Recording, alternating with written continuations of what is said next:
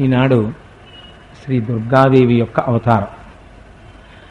దుర్గమ్మ తల్లి యొక్క ఆవిర్భావం చాలా ఆశ్చర్యకరమైనటువంటి సందర్భం. ఆవిడ వెలిసినటువంటి క్షేత్రానికి విజయవాడ అంటే ఇప్పుడు మనం విజయవాడ అంటున్నాం, కానీ యథార్థమునకు దానికి పురాణాల్లో విజయవాటిక అని పిలిచేవారు. ఎందుచేత అంటే ఒకానొకప్పుడు శుంభ నిశుంభులనేటటువంటి ఇద్దరు రాక్షసులు బయలుదేరి వాళ్ళిద్దరూ చతుర్ముఖ బ్రహ్మగారి గురించి అద్భుతమైన తపస్సు చేశారు. హంసవాహనారూఢుడై బ్రహ్మగారు ప్రత్యక్షమయ్యారు. ఏమి కావాలని అడిగారు. రాక్షసులందరూ ఏది అడుగుతారో అదే అడిగారు వాళ్ళు కూడా. అయా మేము చచ్చిపోకూడదు అంటే బ్రహ్మగారు అన్నారు, జాతస్య హి ధ్రువో మృత్యు ధ్రువం జన్మమృతస్య చ. పుట్టినవాడు చచ్చిపోక తప్పదు, చచ్చిపోయినవాడు మళ్ళీ పుట్టక తప్పదు. అందుకని ఇంకొక మాట ఏదైనా అడుగు, పంచభూతములలోంచి వచ్చినటువంటి శరీరము మళ్ళీ పంచభూతములలోకి వెళ్ళిపోవలసింది. అందుకని ఇంకొకటి ఏదైనా అడగండి అన్నాడు. అంటే వాళ్ళన్నారు, మేము దేవతల్ని జయించాలి, దానితో పాటుగా ఈ చరాచర ప్రపంచంలో ఉండేటటువంటి ఏ జాతి వలనైనా సరే, పక్షులవచ్చు, మృగాలవచ్చు, ఏదైనా అవచ్చు, అందులో పురుష జాతి చేత మాత్రము మాకు అపకారము జరగకూడదు. మా ప్రాణములు ఏ జాతిలో ఉన్నటువంటి పురుషులు కూడా తీయడానికి సమర్థులు కాకూడదు. ఎందుకు అలా అడగడం అంటే వాళ్ళకు ఒక అహంకారం. పురుషుడే చెయ్యలేని పని అబల ఒక స్త్రీ చెయ్యగలదా? మగవాళ్లే మమ్మల్ని చంపలేకపోతే ఒక ఆడది ఎక్కడ చంపుతుంది అని ఆడదాని పట్ల చులకన భావన. అందుకని స్త్రీతో మాకేం బెంగలేదు, కానీ పురుషుల వలన మాకు ప్రమాదం రాకుండా వరమిమ్మని అడిగారు. తప్పకుండా అలాగే అని బ్రహ్మగారు వెళ్ళిపోయారు. ఇంకేముంది, ఇంకక్కడి నుంచి ప్రారంభం. దేవలోకం మీదకి వెళ్ళారు. వెంటనే ఆ దేవేంద్రుణ్ణి పదవిలోంచి తొలగించారు, అమరావతిని ఆక్రమించారు, సమస్త భోగాల్ని అనుభవిస్తున్నారు. అక్కడ వరకు అయితే కొంతవరకు పర్వాలేదేమో, కానీ వాళ్ళు వెంటనే ఎవరి జోలికి ఎడతారంటే మహర్షుల జోలికి ఎడతారు, మునుల జోలికి ఎడతారు, భగవంతుణ్ణి నమ్ముకున్న వాళ్ళ జోలికి ఎడతారు, వాళ్ళని నానా ఇబ్బందులు పెడతారు. పెడితే అప్పుడు అమ్మవారు ఒక ప్రతిజ్ఞ చేసింది, యదా యదా హి సాధూనాం దుఃఖం భవతి దానవ తదా తేషాం చ రక్షార్థం దేహం సంధారయామ్యహం అంది. ఎప్పుడెప్పుడు నన్నే నమ్మినటువంటి సాధు పురుషుల యందు నువ్వు అనుచితమైనటువంటి రీతిలో ప్రవర్తిస్తావో, వాళ్ళ మనస్సు కష్టపడతావో, ఆనాడు నేను అంతటా ఉన్నటువంటి తల్లిని ఒక రూపాన్ని ధరించి నీ సంహారం చేస్తాను అని ప్రతిజ్ఞ చేసింది రాక్షసుల్ని. అందుచేత ఇప్పుడు వాళ్ళని సంహరించాలి కాబట్టి అమ్మవారు తన శరీరంలోంచి రెండు అంశాల్ని ప్రాదుర్భావం చేసింది. ఒకటి కాళిక, ఒకటి దుర్గాస్వరూపం, అదే కౌశికి అంటారు.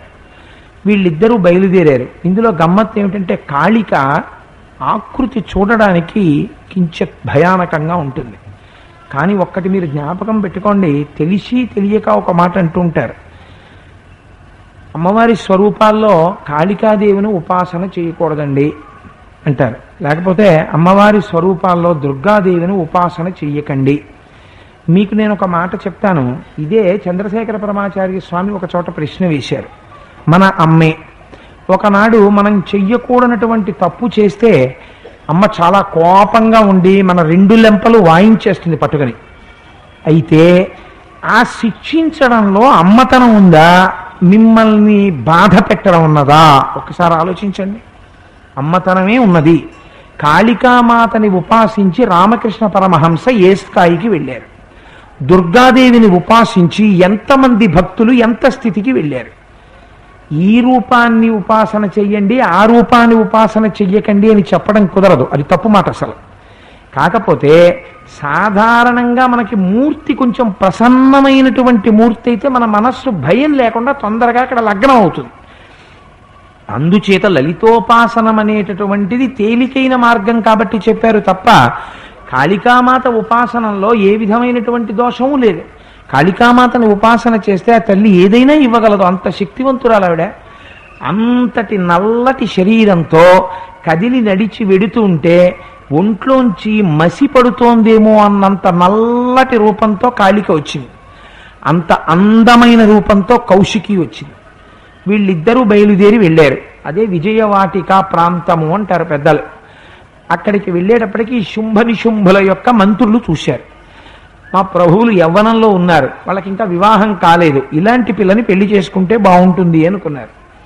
అనుకుని ఈ మాట వెళ్ళి వాళ్ళ రాజులకి చెప్పారు, శుంభులకి అన్నదమ్ములకి చెప్తే వాళ్ళు రాయబారం పంపించారు అమ్మవారికి, నిన్ను వివాహం చేసుకుంటామంటే తల్లి తిరస్కరించింది. అధముడా, నిన్ను సంహరించడానికి వచ్చిన స్వరూపం రా ఇది, నన్ను వివాహం చేసుకోవడం ఏమిటి?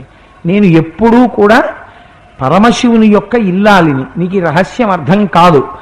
అబ్బో పెద్ద యుద్ధం జరిగింది. ఆఖరణ అదే కదా మనం ఇక్కడ రోజు క్యాసెట్లో ఆ పాట పాడుతున్నప్పుడు వింటూ ఉంటాం, అయన్ని జహుంకృతి మాత్ర నిరాకృత ధూమ్ర విరోచన ధూమ్ర శిఖే సమర విశోణిత బీజ సముద్భవ బీచలతాధిక బీజలతే. మరి శివ శివ శుంభ నిశుంభ మహాహవ దర్పిత భూత పిశాచపతే జయ జయ హే మహిషాసురమర్దిని రమ్యకపర్తిని శైలసుతే అని. అందులో రక్తబీజుని వంటి రాక్షసులు ఉన్నారు. వాణ్ణి ఒక కత్తి పెట్టి పొడిస్తే వాడు రక్తపు చుక్కలు కింద ఎన్ని పెడతాయో అందులోంచి మళ్ళీ అన్ని వేల మంది రాక్షసులు పుడుతుంటారు. ఇప్పుడు చూసింది కౌశికి ఏం చెయ్యాలని, కాళికాదేవిని పిలిచి చెప్పింది, ఈ రక్తం నేల మీద పడితే అందులోంచి పుడుతున్నారు వీళ్ళు, అందుకని నీ నాలుక పెద్ద నాలుక జాపమంది. ఆవిడ పెద్ద నాలుక జాపింది, దాని మీద యుద్ధం జరిగింది, వాళ్ళని తెగటార్చింది కౌశికి. వాళ్ళు సంహరింపబడ్డారు. అప్పుడు ఆ రక్తం పడిపోతున్న దాన్నంతటి కాళిక చపరించేసింది. ఇది ఎందుకు చేసింది? మనని రక్షించడానికి చేసింది. చిట్ట చివరికి ఆ శుంభనిశుంభులనేటటువంటి రాక్షసులు ఇద్దరూ కూడా ఆ కౌశికి అనబడేటటువంటి స్వరూపం చేతిలో నిహతులయ్యారు. అదే దుర్గాదేవి యొక్క స్వరూపము, దుర్గ యొక్క అంశ అది, అదే దుర్గ యొక్క తేజస్సు. కానీ ఆవిడ అక్కడ ఉన్నటువంటి ఋషులందరూ జయ జయధ్వానం చేసినప్పుడు కనకవర్షాన్ని కురిపించింది. అయితే ఆవిడ కనకదుర్గ అని పేరు పెట్టుకుంది. అది విజయవాటిక. అక్కడే ఒకానొకప్పుడు మహాభారతం జరిగినటువంటి కాలంలో పాండవులు అరణ్యవాసం చేస్తున్నటువంటి రోజుల్లో వ్యాస మహర్షి దర్శనమిచ్చి రాబోయే కురుక్షేత్ర యుద్ధంలో కౌరవుల్ని ఎదుర్కోవడానికి పాండవులకి మంచి అస్త్రాలు ఉండాలని, అందులో సమర్థుడు కనుక అర్జునుణ్ణి ఎంచుకుని నువ్వు పరమశివుడి గురించి తపస్సు చేస్తే ఆయన మెచ్చుకుని నీకు పాశుపతాస్త్రాన్ని అనుగ్రహిస్తాడు. పాశుపతాస్త్రం చేతిలో ఉంటే కురుక్షేత్రంలో నీకు రక్షణ, నీ సమర్థత రెట్టింపు అవుతుంది. అందుకని నువ్వు వెళ్ళి తపస్సు చెయ్యమంటే ఎక్కడ తపస్సు చెయ్యాలని ఆలోచిస్తూ వస్తున్నటువంటి అర్జునుడికి ఆ ప్రదేశాన్ని దేవేంద్రుడి పనుపున ఒక వ్యక్తి వచ్చి సూచించాడు. అదే ఇంద్రకీలాద్రి. ఆ ఇంద్రకీలాద్రి పర్వతం మీదే అమ్మవారు ఉంటుంది. అసలు స్కాంద పురాణంలో అయితే అంటారు, ఆ ఇంద్రకీలాద్రి యొక్క తేజస్సే దుర్గామాతగా ఉన్నది అని కూడా అంటారు. అందుకని ఆ ఇంద్రకీలాద్రి పర్వత శిఖరం మీద ఆయన కూర్చుని తపస్సు చేస్తే పరమశివుడు ఆయన యొక్క ఆ బాణములు వేయగలిగిన శక్తిని ఒక్కసారి పరీక్ష చెయ్యాలనుకున్నాడు. ఎందుకంటే ఎవరికి పడితే వాళ్ళకి ఇవ్వడానికి వీల్లేదటువంటి అస్త్రాలు. అస్త్రప్రయోగం చేసేటటువంటి వాడికి ఓర్మి ఉండాలి, ధైర్యం ఉండాలి, యుద్ధం చెయ్యగలగాలి. ఎలా పడితే అలా పిచుక మీద బ్రహ్మాస్త్రం అంటారే మన వాళ్ళు, అలా దేని మీద కోపం వస్తేనో బ్రహ్మాస్త్రాలు పాశుపతాస్త్రాలు నారాయణాస్త్రాలు వదలకూడదు. ఇవన్నీ ఉన్నాయా లేవా చూడాలనుకున్నాడు. ఒక ఆశ్చర్యకరమైన యుద్ధం. అప్పుడే మూకాసురుడు అడవి పంది రూపంలో వచ్చాడు, పరమశివుడు వచ్చాడు ఒక ఎరుకలవాణి రూపంలో. ఇటు అర్జునుడు తపస్సులో ఉన్నాడు. ఆ వచ్చినటువంటి అడవి పంది పెద్ద చప్పుడు చేసింది, లేచి ఒక బాణాన్ని ప్రయోగించాడు. ఆ బాణం తగిలింది, అటు నుంచి పరమశివుడు వేసిన బాణం తగిలింది, మూకాసురుడు మరణించాడు. పందిని నేను కొట్టానన్నాడు అర్జునుడు, పందిని నేను కొట్టానన్నాడు పరమశివుడు. భారవి పొంగిపోయాడు ఆ కిరాత్యర్జునీయంలో. సరే, ఇద్దరికి మధ్య పెద్ద పోరు సెలిపారు. ఎవరికి పోరు? ఒకరేమో మహానుభావుడు, దేవతలందరి చేత నమస్కరింపబడేటటువంటి పాదములున్నవాడు ఒకరు, ఆయనని అర్థించి పాశుపతాస్త్రం పొందుదామని వచ్చినవాడు ఒకడు. తన ఇంద్రాది బృందారకానంద సందోహ సంధాయి పుణ్యస్వరూప విరూపాక్ష దత్తావత అని ఆ స్తోత్రం అంతా చేసి మహేంద్రాదులు శాశ్వత ఐశ్వర్య సంప్రాప్తులైరీశ్వర విశ్వకర్త సురాభ్యర్చిత నాకు అభ్యర్థితంబుల్ ప్రసాదింపు కారుణ్యమూర్తి త్రిలోకైకనాథ మహాదేవదేవ నమస్తే నమస్తే నమస్తే నమః అని పాదాల మీద పడ్డాడు. పడితే అప్పుడు శంకరుడు కటాక్షించాడు. కటాక్షించి పాశుపతాస్త్రాన్ని అర్జునుడికి బహూకరించాడు. అర్జునుడికి పాశుపతాస్త్రము బహూకరింపబడినటువంటి క్షేత్రము కనుక దానికి విజయవాటిక అని పేరు. అయితే మీరు నన్ను ఒక ప్రశ్న వెయ్యొచ్చు, ఏమంటే బెజవాడ అని కూడా దానికి ఉండేది కదా పూర్వం పేరు, ఇప్పుడు విజయవాడ అంటున్నారు, అలా ఎందుకు వచ్చింది అని. ఒకానొకప్పుడు ఆ ప్రాంతంలో పంటలు పండేవి కావు. ఎందుచేతనంటే కృష్ణమ్మ ప్రవహించి వచ్చిన చుట్టూ ఉండేటటువంటి కొండలు అడ్డుపడ్డాయి. అడ్డుపడ్డంతో ఆ కృష్ణ శ్రీశైలం వైపుకి తిరిగిపోయింది. అందుకని ఆ విజయవాటిక ఇప్పుడు విజయవాడ ఉన్నటువంటి ప్రాంతంలో ఒకానొకప్పుడు పంటలు పండేవి కావు. అప్పుడు పరమశివుణ్ణి ప్రార్థన చేశారు, స్వామి కృష్ణ మాకు దగ్గరలో ఉంది కానీ కొండలు అడ్డున్నాయి, అందుకని ఈ వంకర టింకరగా ఉన్న కొండల వలన కృష్ణమ్మ ఇటువైపుకి ప్రవహించదు, ప్రవహించకపోవడం వల్ల మాకు పంటలు లేవు, అందుకని నువ్వు అనుగ్రహించి కృష్ణ ఇటు ప్రవహించేటట్టుగా మమ్మల్ని అనుగ్రహించు అని. ఆనాడు పరమశివుడు కొండలకి రంధ్రాలు చేశాడు. తెలుగునాట బెజ్జం బెజ్జం అంటారు కన్నాన్ని. కొండలకి బెజ్జాలు పడితే అందులోంచి కృష్ణ ప్రవహించి విజయవాటిక ముందు నుంచి వెళ్ళింది కాబట్టి ఇంద్రకీలాద్రి ముందు నుంచి దానికి బెజ్జవాడ బెజవాడ అయింది చిట్ట చివరికి. ఆ బెజవాడ విజయవాడ, పురాణాల్లో అది విజయవాటిక అయింది. ఆ తల్లి కనకదుర్గమ్మ అయింది. అక్కడ ఉన్నటువంటి స్వామి మల్లికార్జునుడు అయ్యాడు. ఆ స్వామికే అక్కడ ఉన్నటువంటి స్వామిని యుధిష్ఠరుడు అనగా ధర్మరాజు గారు ప్రతిష్ఠించారు అంటారు. చతుర్ముఖ బ్రహ్మగారు వచ్చి మల్లె పువ్వులతో పూజ చేసినటువంటి కారణం చేత ఆ స్వామికి మల్లికార్జునుడు అని పేరొచ్చింది. అక్కడ ఉండేటటువంటి పరమశివుడు పిలిస్తే పలికేటటువంటి స్వరూపం. కనకదుర్గమ్మ తల్లి యొక్క క్షేత్రం సామాన్యమైన క్షేత్రం కాదండి. ఎందుచేత నేను ఈ మాట అంటున్నానంటే, మీకు అక్కడ ఇంద్రకీలాద్రి కొండ అంతా కూడా శక్తి స్వరూపమే అని చెప్తారు పురాణంలో. అసలు ఆ కొండే ఒక శక్తి స్వరూపం, దాని మీద కాలు పెడితే చాలు కోరికలు సిద్ధిస్తాయని. మీకు నేను ఒక ఉదాహరణ చెప్తాను. నిన్నటి రోజునో మొన్నటి రోజునో కానీ విజయవాడలో సుబ్రహ్మణ్యేశ్వర స్వామి వారి గుడిలో కొన్ని వందల మంది భక్తులు కూర్చుని పూజ చేసుకుంటూ ఉంటే కొన్ని వేల మంది భక్తులతో కనకదుర్గమ్మ తల్లి గుడెంతా నిండిపోయి ఉండగా మనం సుబ్రహ్మణ్యేశ్వర స్వామి వారిని పాము రూపంలో పూజ చేయడం అనేది సంప్రదాయం ఉంది. ఎక్కడ నుంచి పడిందో తెలియదు, పెద్ద పాము ఒకటి, ఇంతలావు పాము కొండ మించి పూజ చేస్తున్న వాళ్ళ మధ్యలో పడింది. నేను ఇవాళ పేపర్లో చదివాను. ఆ కింద పడితే వాళ్ళందరూ లేచి వెళ్ళిపోయారు. చిత్రం ఏంటంటే కింద పడ్డ పాము ఎవరిని ఏమీ చేయలేదు. అది దర్శనం ఇవ్వాలనుకుందో ఏమో, అక్కడే ఉన్నటువంటి ఒక స్టీల్ రాడ్ మీదకి ఎక్కింది. అక్కడ ఉన్నటువంటి విలేకరులు ఫోటోలు తీస్తే ఆ వెలుతురు కళ్ళల్లో పడి కింద పడింది. లేదా అలా ఒక్కసారి పైకెక్కి అందరికీ దర్శనం ఇవ్వాలనుకుని ఉండుంటుంది బహుశా. అందరికీ దర్శనం ఇచ్చాడు సుబ్రహ్మణ్యుడు, కింద పడింది. ఆ పక్కనే ఉన్నటువంటి కొండరాళ్లలోకి ప్రవేశించి వెళ్ళిపోయాడు స్వామి. ఎవ్వరిని ఏమీ చేయలేదు. ఎంత ప్రత్యక్ష ప్రమాణమో చూడండి. ఇంద్రకీలాద్రి అంటే సామాన్యమైనటువంటి క్షేత్రం కాదు. మీకు నేను ఒక ఉదాహరణ చెప్తాను, ఎప్పుడో జరిగిన విషయం కాదు ఇది. పండితారాధ్యుల వారని ఒక మహానుభావుడు ఉండేవారు. ఆయన ఒకనాడు విజయవాడ వచ్చారు. వచ్చేటప్పటికి అక్కడ సభ జరుగుతోంది.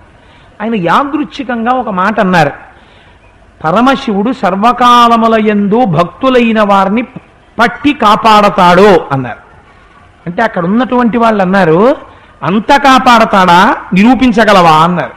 అంటే ఆయన అన్నారు, ఇప్పుడే నిరూపిస్తాను అని. ఒక చిన్న మొక్క ఒకటి ఉంది అక్కడ, అది చాలా లేత ఆకులతో ఉంది. ఈ సాంబ్రాణి వెయ్యడం కోసమని తయారు చేసినటువంటి కణకణలాడుతున్న నిప్పులు, అందులోంచి మంట రేగుతోంది. ఆ నిప్పులు తెప్పించి భక్తితో శంకరుణ్ణి నమ్మిన వాణ్ణి శంకరుడు కాపాడడమే నిజమైతే ఈ కాగితములో పొట్లం కట్టిన నిప్పులు ఈ లేత ఆకుల మీద పెడతాను, కాగితం కాని ఆకు కాని కాలకుండా బొగ్గు మండిపోయి బూడిదగుగాక అని చెట్టు మీద పెట్టారు. బొగ్గులు కాలి మంటై బూడిదైపోయాయి, కాగితము ఆకులు ఇంత పిసరు కాలలేదు. ఇంద్రకీలాద్రి మీద జరిగింది పండితారాధ్యుల వారి సమయంలో. అదే ప్రకారం దాన్ని అందుకే విజయవాటిక అంటారు. అనేక మందికి విజయాలు ఇచ్చింది ఆ కొండ. ఒకానొకప్పుడు అక్కడే ఆ మాధవాచార్యుడు అనబడేటటువంటి ఒక రాజు పరిపాలిస్తూ ఉండేవాడు. ఆయన పరిపాలిస్తున్నటువంటి రోజులలో స్వపర భేదం ఉండేది కాదు, అంత న్యాయం పాటించేవాడు ఆయన. అక్కడే ఆయన రాజ్యంలో చింతపండు అమ్ముకుని బ్రతికేటటువంటి ఒక పేదరాలు ఉండేది.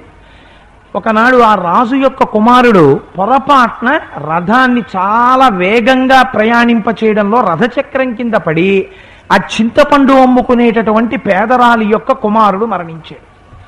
మరణిస్తే ఆవిడ శోకదేవత అయి జుత్తు విరబోసుకొని వచ్చింది. అందుకే స్త్రీ జుత్తు విరబోసుకొని కనపడకూడదని చెప్తారు, చివర ముడేసుకోమని. శోకదేవత అయి జుత్తు విరబోసుకొని వచ్చింది సభకి. ఎందుకు ఇలా వచ్చావు అని అడిగాడు రాజు. నీ కొడుకు యొక్క అజాగ్రత్త వలన నా కుమారుడు మరణించాడు, దీనికి ఏమి శిక్ష అని అడిగింది. కుమారుడు అజాగ్రత్తగా రథం నడపడం వల్లే చింతపండు అమ్మేటటువంటి పేదరాలి యొక్క కుమారుడు మరణించాడని నిర్ధారించుకున్నటువంటి రాజు తన కుమారుడికి ఉరి శిక్ష విధించాడు. లేక పుట్టిన కొడుకు, ఆ కొడుకుని ఉరి తీసేశాడు.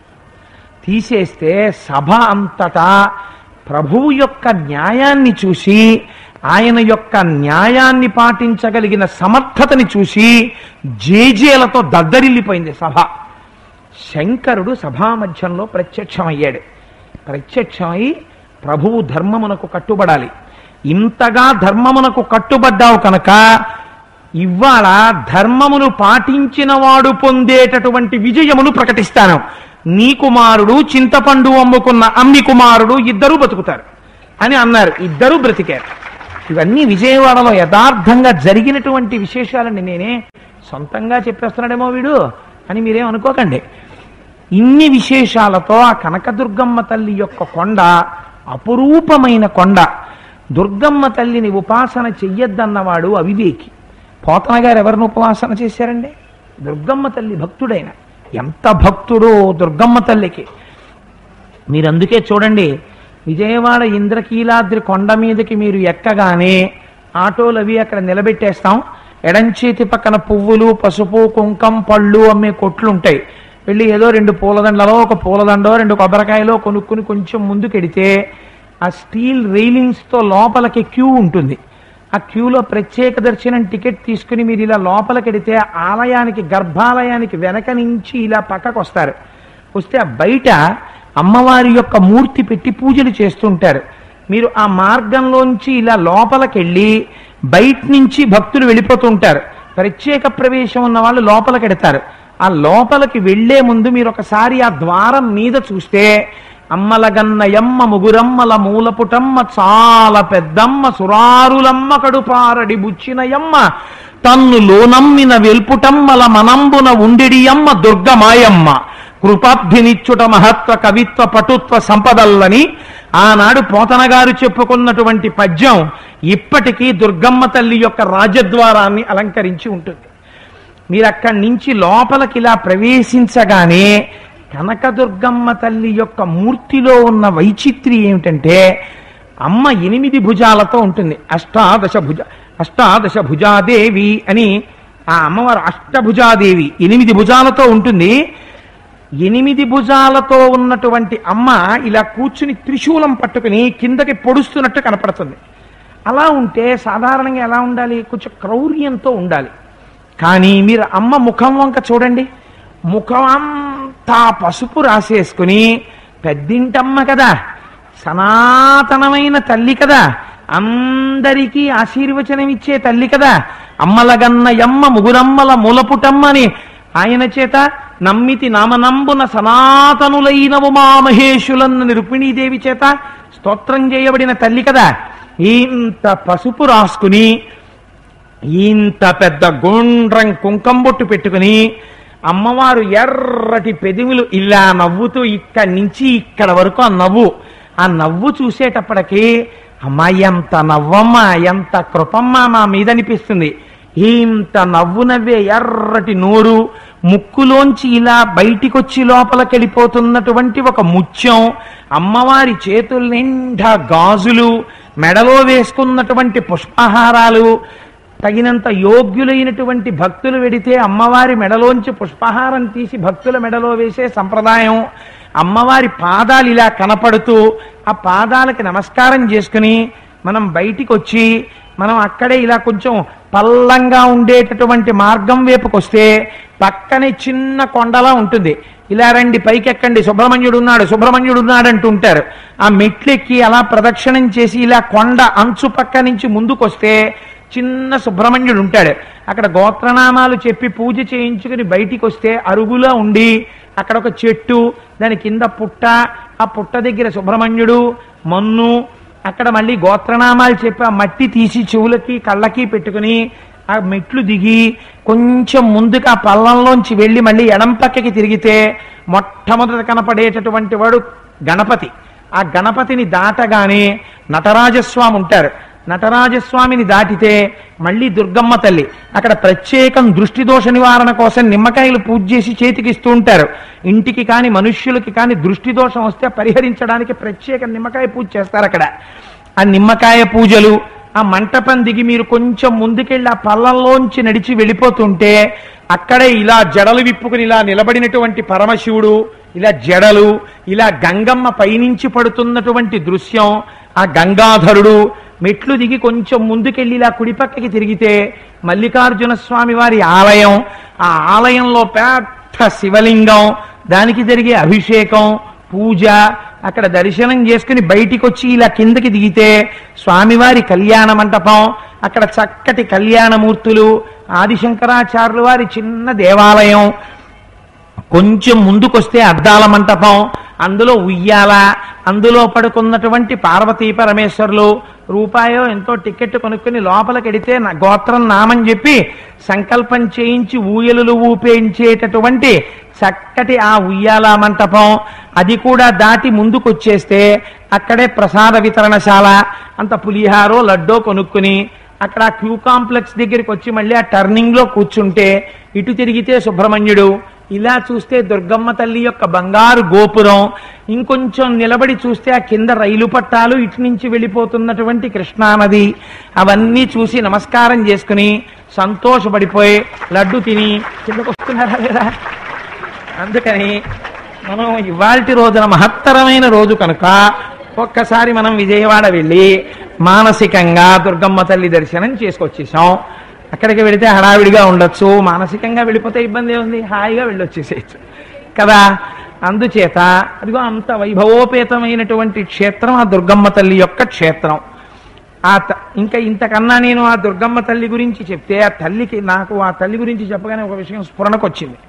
అన్నిటికన్నా నాకు ఆ అమ్మని చూసేటప్పటికి మనస్సు పొంగిపోయేది ఎక్కడంటే, నిజంగా ఇప్పుడు మనం ఎవరింటికన్నా వెళ్ళామనుకోండి, ఒక మాట అంటాం, మీకు వాళ్ళు అన్నం పెట్టక్కర్లేదు, మీకు వాళ్ళు కాఫీ ఇవ్వక్కర్లేదు, కానీ మనం ఒక మాట అంటాం, ఏమిటండి వెడితే కనీసం అయ్యా వచ్చారా అండి అని నవ్వుతూ కూడా పలకరించరు. మీరు ఒక్కొక్కళ్ళ ఇంటికి వెళ్ళారనుకోండి, చాలా చిత్రంగా ఉంటుంది. మీరు కాలింగ్ బెల్ కొడితే మొహం ముట్టలాడిపోతూ ఆయనే గడప దాటి బయటకు వచ్చి ఇలా తలుపేసేస్తాడు. అంటే వీడు పొరపాటున గడప దాటేస్తాడేమో అని భయం. బయటికి వచ్చి ఎంత చికాగ్గా ఉంటుందంటే మొహం. ఏదో మాట్లాడదాం అనుకున్నవాడు కూడా అబ్బో ఎందుకులే ఒక నిమిషం ఏదో మాట్లాడి వెళ్ళిపోదాం, ఇంత అప్రసన్నంగా ఉన్నాడు ఏమిటినా అనిపిస్తుంది. అదే మీరు ముఖం నవ్వుతూ ఇంత నవ్వు చేసుకుని రండి రండి రండి రండి వచ్చారా, చాలా సంతోషం అండి మీరు వచ్చారు ఇవాళ రండి అన్నారు అనుకోండి, ఆ చిరునవ్వు చూసేటప్పటికీ మీకు చాలా సంతోషంగా ఉంటుంది. ఎదుటి వ్యక్తి ఇంటికి వచ్చినప్పుడు మర్యాదగా పలకరించడం అనేటటువంటిది ఇంటి ఇల్లాలికి ఉండవలసిన లక్షణం. అది లేనటువంటి ఇల్లాలే కాదు. అందున ఆత్మీయులు వచ్చినప్పుడు పలకరించలేని బతుకే కాదు.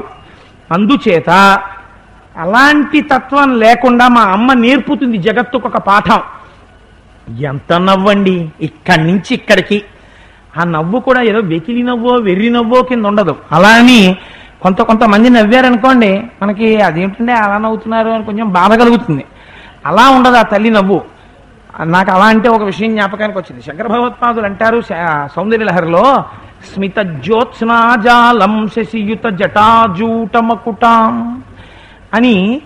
ఆ అమ్మవారు కానీ చిన్న నవ్వు నవ్విందా, స్మిత జ్యోత్స్నాజాలం తవ వదన చంద్రస్య పిబతాం చకోరానామా శ్రీమతిరసతయా చెంచు జడిమా అతస్తే సీతాంశో అమృతలహరి ఆమ్ల రుచయ పిబంతి స్వచ్ఛందం నిశి నిశి భృశం కాంచికదియా.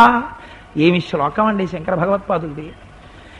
అమ్మ ఇలా నవ్వితేట అమ్మవారి ముఖమండలమే ఒక చంద్రబింబం. అందుకే కదా 16వ నామం దగ్గరికి వెళ్ళేటప్పటికే పూర్ణ కళలతో ఉన్నటువంటి చంద్రుడిగా భావించి చంద్రబింబాన్ని ఉపమానంగా పెట్టి 16వ నామాన్ని వ్యాసుడు లలితా సహస్రంలో చంద్రబింబంగా ఉపమానం చేశారు. అమ్మ ముఖం ఒక చంద్రబింబం అయితే ఈ చంద్రుడిలోంచి వస్తున్నటువంటి వెన్నెలేమిటి? స్మిత జ్యోత్స్న జాలం. ఆ 3 మాటలకి నిజంగా శంకరుల పాదాల మీద పడిపోవాలి. స్మిత అది వెర్రి నవ్వు కాదుట, వెకిలి నవ్వు కాదుట. ఆ నవ్వు ఎలా ఉంటుంది అంటే ఈ దంత పంక్తికి 2 తెరలు ఇలా అడ్డు పెట్టారనుకోండి, ఈ తెరలు కదలకుండా కొంచెం అలా విచ్చుకున్నాయనుకోండి, అందులోంచి ఆ తెల్లటి దంతముల కాంతి బయటికి వచ్చిందనుకోండి, అవి శుద్ధ విద్యాంకురాకార ద్విజ పంక్తి ద్వయోజ్వల ఆ దంతాలు. ఆ దంతముల కాంతి బయటికి వచ్చేట్టుగా అమ్మవారి ముఖమనబడేటటువంటి చంద్రుని యొక్క కాంతి యొక్క ప్రసారమే అమ్మవారి నవ్వు అంటారు. అంత చిన్న నవ్వు నవ్వుతుంది ఆవిడ. ఎంత అందమైన నవ్వు అంటే శంకరులు అన్నారు స్మిత జ్యోత్స్న. జ్యోత్స్న అంటే చంద్రుడి యొక్క కాంతి. మీకు కాంతి ఇద్దరి వలన అనుభవిస్తారు మీరు. ఒకటి సూర్యకాంతి, 2 చంద్రకాంతి. సూర్యకాంతి తాపాన్ని కలిగిస్తుంది, బాధ కలిగిస్తుంది, మనం అందులో తట్టుకోలేము, నిలబడలేము. చంద్రకాంతి అలా కాదు, చాలా ఆహ్లాదకరంగా ఉంటుంది, చాలా సంతోషంగా ఉంటుంది. ఎంతసేపు కూర్చున్నా మనస్సుకి ఉల్లాసాన్ని ఇస్తుంది. అందుకే పురుష సూక్తంలో చంద్రమా మనసో జాతః చక్షో సూర్యో అజాయత అంటారు. ఎందుకండి వాటికి ఆ పేర్లు పెట్టడం? పురుష సూక్తము, స్త్రీ సూక్తము, రుద్ర సూక్తము, దుర్గా సూక్తము. ఏమిటా సూక్తము? సూక్తం అంటే ఏమిటో తెలుసా? సుఉక్తము, చాలా గొప్పగా చెప్పబడినవి అంటే అవి పరమ ప్రమాణములు. ఏమిటా ప్రమాణం? చంద్రమా మనసో జాతః, పరబ్రహ్మము యొక్క మనస్సులోంచి చంద్రుడు ఆవిర్భవించాడు. ఆయన మనస్సు ఎంత చల్లగా ఉంటుందో చంద్రుడు అంత చల్లటి వాడు. చంద్రుని యొక్క కాంతి ప్రవాహం ఎలా ఉంటుందో అమ్మవారి యొక్క చిరునవ్వు అలా ఉంటుంది. అందుకని స్మిత జ్యోత్స్నాజాలం తవ వదన చంద్రస్య పిబతాం. అమ్మా, నీ ముఖమండలంలోంచి ఆ చిన్న చిరునవ్వు నవ్వినప్పుడు వచ్చేటటువంటి కాంతి ప్రవాహం ఉన్నదే, ఈ కాంతి ప్రవాహం ఒక గమ్మత్తు చేసిందమ్మా అన్నారు.